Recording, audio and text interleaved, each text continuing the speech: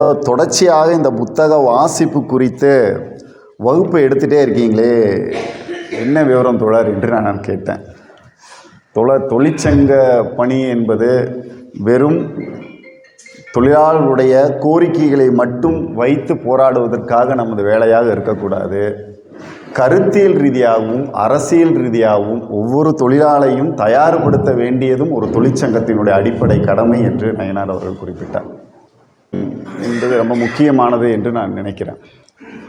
பாலைச்சுனை, உங்களுக்கு புத்தகம் வாசிக்கிறதுல தோழர் பேசும்போது தலைமையில் சொல்லும்போது தீக்கதை படித்தாவே தூக்கம் வருதுங்க என்று சொல்வதைப் போல, அப்படி இருக்கவங்களுக்கு இந்த பாலைச்சுனை என்ற புத்தகம் வாழும் இந்த ஒற்றை வாழ்க்கைக்காக ஒவ்வொரு இடப்பெயர்வு தொழிலாளியும் சந்திக்கக்கூடிய ஒரு பெரும் துயரத்தை அமானுல்லா என்ற அவருடைய வாழ்வியல் அனுபவத்தை குறிப்பாக மலையாளத்தில் வந்த புத்தகம் அது தமிழில் பாலைச்சுனைன்னு சொல்லிட்டு சுனில் நாள் என்றவர் எழுதியிருக்காரு. நம்ம கன்னியாகுமரி மாவட்டத்தை சேர்ந்தவர், இப்போ வால்பாறையில் ஆசிரியராக இருக்கார். இப்போ வெளியீடு செய்த ஒரு புத்தகம்.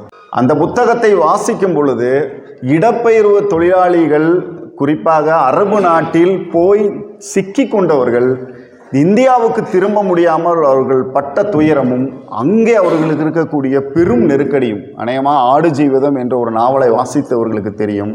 அதில் ஒரே ஒரு நசீப் என்கிற ஒருத்தருடைய கதையை மட்டும்தான் முழு நாவலாக சொல்லி முடிந்திருக்கும். இந்த பாலைச்சுனை என்ற அந்த புத்தகத்தை வாசிக்கும் பொழுது பல நூறு கொடுமைகள், நீங்கள் எல்லாம் ஒரு முறை கூட இப்படியான வாழ்வியல் நெருக்கடியை நாம் சந்திச்சிருக்கவே மாட்டோங்கிற மாதிரி அப்படி ஒரு கொடுமைகள். பெரும் துயரத்தில் இருக்கக்கூடிய மனிதர்களுடைய வழியை நாம் நம்முடைய துயரமாக எப்பொழுது உயர்ந்து கொள்ள முடியும் என்றால் அவருடைய வாழ்வையை வாசிப்பதன் மூலமாக தெரிந்து கொள்ள முடியும்.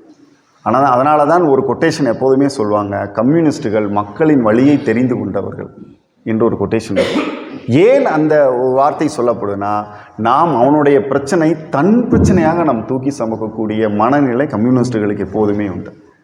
நீங்கள் அமானுல்லா என்ற அந்த கதாபாத்திரம் அரபு நாடுகளில் இப்படி சொந்த நாட்டுக்கு தாயகத்துக்கு திரும்ப முடியாத பல நூறு நபர்களை அவங்கவுங்க நாட்டுக்கு அனுப்பி வைப்பதில் நான் சந்தித்த சவால்கள் என்பது தான் அந்த புத்தகம். அதில் ஒரு காட்சியை நான் உங்களுக்கு சொல்லி என்னுடைய பேச்சை போகிறேன்.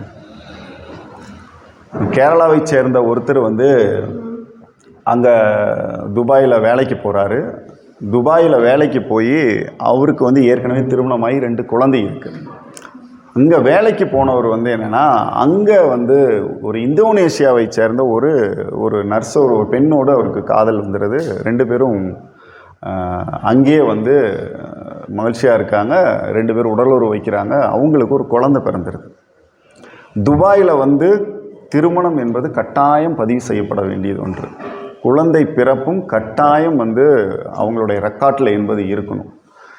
இவங்க 2 பேரும் ஏற்கனவே இவருக்கு திருமணமாகி கேரளாவில் மனைவி மக்கள் இருக்காங்க. அவர் அங்கே வேலைக்காக பஞ்சம் பிழைப்பதற்காக வேலைக்கு போனவர் இந்த பெண்ணோடு உடலுறவாகி ஒரு குழந்தை என்பது அவருக்கு பிறக்குது. பிறந்த உடனே அந்த குழந்தை என்னென்னா வீட்டில் வச்சே பிரசவம் இருக்குது. அங்கே இருக்கக்கூடிய கேரளாவை சேர்ந்த ஒரு 2 அம்மாவை பயன்படுத்தி வீட்டிலேயே வச்சு பிரசவம் பார்க்குறாங்க. இந்த இந்தோனேஷியாவை சேர்ந்த அந்த அம்மா என்னென்னா, குழந்தை ஒரு 6 மாதம் வீட்டுக்குள்ளேயே வச்சுருக்காங்க.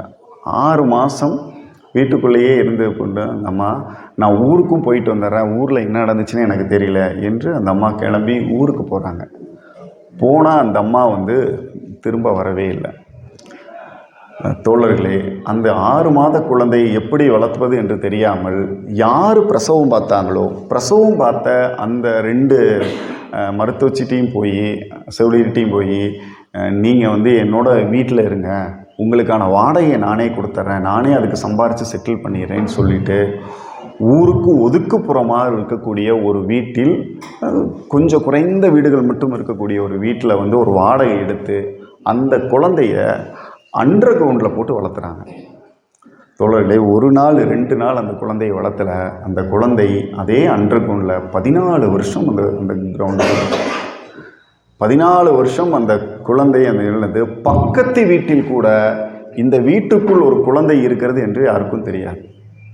அந்த 2 பெண்மணிகள், அந்த 2 பெண்மணிகள் வந்து என்னுடைய ஊரில் இருக்கக்கூடிய சகோதரி, அவங்க என் கூட தான் வாழ்கிறாங்கன்னு எல்லாத்துலேயும் சொல்லிட்டாங்க. அந்த பெண்களும் வந்து நமக்கு வாடகை கொடுக்க வேண்டிய வேலை இல்லையேன்னு சொல்லி அவனும் என்னோட இருந்து அவங்க தான் அந்த குழந்தைக்கு கல்வி கற்றுக் கொடுக்குறாங்க, அங்கேயே தான் இருக்காங்க. நண்பர்களே, இப்பொழுது 14 வயசு ஆயிடுச்சு, குழந்தையும் வயதுக்கு வந்துடுச்சு. இனி வீட்டுக்கு போகாமல் இருக்க முடியாது. இப்போ போய் அமானுல்லா என்ற அந்த கேரக்டரை பார்க்குறாங்க. அவர் வந்து தொடர்ச்சியாக இந்த மாதிரியே பாதிக்கப்பட்டவங்களையெல்லாம் அவங்க சொந்த ஊருக்கு அனுப்பும்போது, இந்த குழந்தை இந்திய குழந்தையும் அல்ல, சவுதியுடைய குழந்தையும் அல்ல, இந்தோனேஷியாவுடைய குழந்தையும் அல்ல. இதுக்கு எந்த சிட்டிசன்ஷிப் கொடுக்கறதுன்னு ஒரு பிரச்சனை. அவர் இந்திய அரசோடு நேரடியாக தொடர்பு வச்சு இந்த குழந்தையினுடைய நிலையும் அவன் தகப்பனுடைய நிலையும், அவங்க பொண்டாட்டி ஊரில் இருக்காரு அந்த அம்மாவை ஃபோன்லேயே கன்வின்ஸ் பண்ணி அவங்க சரி நான் ஏற்றுக்கிறேன்னு அவங்க சொன்னதுக்கப்புறம், இந்திய அரசு ஏற்றுக்கிறேன்னு சொன்னதுக்கப்புறம் அந்த குழந்தையை வந்து இந்தியாவுக்கு அனுப்பதுக்கு என்று டிக்கெட் வாங்கி கொடுக்குறாங்க. வாங்கி கொடுத்து அந்த குழந்தை இந்த காட்சியை நீங்கள் அந்த பாலைச்சுனையினுடைய அந்த புத்தகத்தை வாசிக்கும் பொழுது உங்களால் அழுகாமல் அந்த இடத்தை கடக்கவே முடியாது. வெளியே வந்து பார்த்த வாசலில் நின்று அந்த குழந்தை அப்படி மேலே அண்ணாந்து பார்த்து இதுதான் வானமானு கேட்கும். அது சொல்லும் போதே எனக்கு அப்படியே ஒரு மாதிரி, ஒரு குழந்தை மீது எவ்வளோ பெரிய வன்முறையை அவனுடைய 2 பேருடைய உறவால் உருவான அந்த குழந்தை படக்கூடிய அந்த சித்திரவாதையைத்தான் அந்த குழந்தை வெளியே வரும்போது இதுதான் வானமானு கேட்கும். இப்படி பல்வேறு துயரங்களை அனுபவித்த பல கதைகள் அந்த புத்தகங்களை நீங்கள் வாசிக்கும் பொழுது உங்களால் கண்ணீரோடு அழுகாமல் கடக்கவே முடியாது. ஏன் புத்தகத்தை வாசிக்க வேண்டும் என்று திரும்ப திரும்ப நாம் சொல்லுவது என்றால், புத்தகத்தை வாசிப்பதன் மூலம்தான் நம் சில வழிகளை உள்வாங்கிக் கொள்ள முடியும். அந்த வழிகளை உள்வாங்கிக் கொள்ள முடியும்தான் அந்த வழிக்குண்டான நபரோடு நாம் கைகோர்க்க முடியும், அவர்களுடைய உரிமைக்காக கடைசியில் நிற்க முடியும். அந்த வல்லமை நமக்கு மார்க்சியத்தோடு இணைந்த இந்த திறந்த அறிவு தான் நமக்கு புத்தகங்கள் கொடுக்கிறது. அப்போது இந்த புத்தகத்தை நீங்கள் ஏன் வாசிக்க வேண்டும் என்று சொன்னால், நீங்கள் வாசிப்பவருக்கு கொஞ்சம் கடுமையாக இருக்குது, எனக்கு படித்தா தூக்கம் வந்துடும் என்று சொல்பவர்களுக்கு இந்த புத்தகத்தின் வழியாக உங்களுடைய வாசிப்பை துவங்கும் பொழுது நீங்கள் அதை தொட்டு இன்னும் பல புத்தகங்களை நோக்கி நீங்கள் நகர்வதற்கு அது ஒரு பெரிய துணை செய்யும்.